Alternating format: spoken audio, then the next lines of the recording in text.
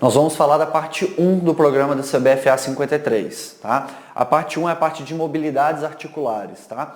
Nós vamos buscar a diminuição desses déficits articulares para o atleta utilizar a movimentação ampla das articulações sempre, melhorando a distribuição de energia durante a execução de atividades do esporte ou então de treinamento físico. Esses são os testes, os exercícios, daqui a pouco nós vamos especificar cada um deles. Qual que é a função das mobilidades? As mobilidades, as articulações do nosso corpo precisam obter sempre amplitudes suficientes para a execução plena dos movimentos. Então o foco deve ser sempre muito maior nos tecidos articulares do que na flexibilidade muscular.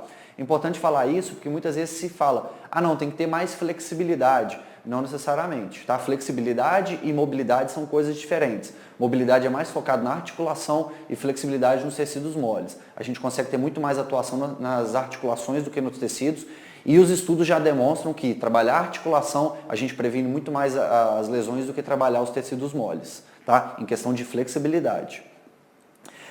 Os atletas de futebol americano eles são estimulados a realizar várias repetições durante o treinamento, que muitas vezes exigem grandes amplitudes e cargas, existindo a necessidade de atenção ao ganho tanto de mobilidade quanto de estabilização articular.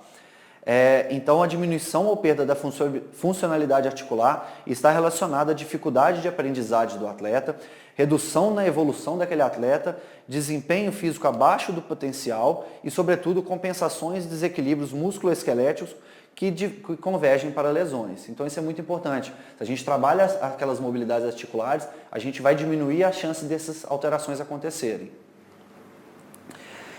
E então, quais são as mobilidades que a gente sempre tem que trabalhar? A gente colocou aquele gráfico ali só para vocês observarem a diferença. Quais são as articulações que exigem mobilidade e quais são as articulações que exigem estabilidade. Por exemplo, de baixo para cima, o tornozelo é uma articulação que exige mobilidade. Já o joelho é uma articulação de estabilidade.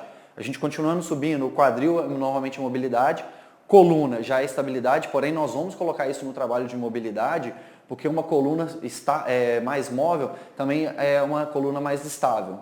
Tá? Coluna torácica também, o tronco de uma maneira geral também tem que ser mais móvel, juntamente com o ombro e o punho. Os exemplos que a gente colocou aqui que os déficits podem acontecer. Por exemplo, o déficit de mobilidade dorsiflexão pode gerar compensações no joelho em função do excesso de rotação interna da tíbia. E aí pode estar relacionada às dores anteriores do joelho, como as tendinopatias. Ou seja, se a gente trabalha um pouco a mobilidade do tornozelo, a gente tende a diminuir a chance de dores no joelho dos atletas. Principalmente aqueles atletas da OL, da DL, que exigem muito aquela movimentação de membros inferiores. Déficit da mobilidade torácica também pode gerar alterações de movimento na região lombar, que é uma região que a gente falou de estabilidade. E nos ombros também, ok?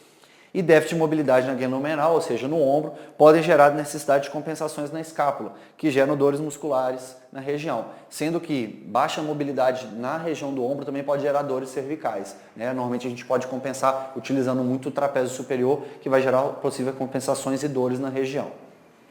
Então, o que a gente vai trabalhar de mobilidade no trabalho do CBFA 53?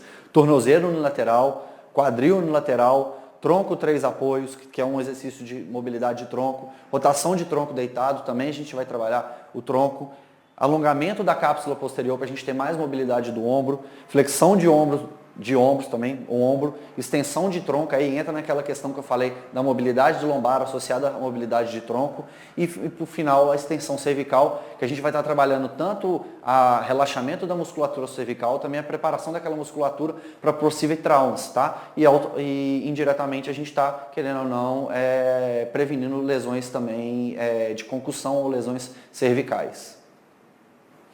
E muito cuidado com as mobilidades, porque o excesso de mobilidade também pode gerar problemas, tá? Então é sempre a gente tem, a maioria das articulações, ela tem números, tá? Por exemplo, o quadril ideal é que a gente trabalha entre 30 e 40, o tornozelo é entre 38 e 50 graus. Acima dessas mobilidades também é prejudicial. Então, se você observar que o seu atleta está tendo uma mobilidade excessiva, não tem necessidade de trabalhar cada um desses exercícios com ele, somente o que a gente vê que tem necessidade, ou seja, que a mobilidade está baixa. Tá? Então, por isso que é importante avaliar e acompanhar sempre o atleta durante a execução, para observar se a mobilidade apresentada para o atleta já é a ideal.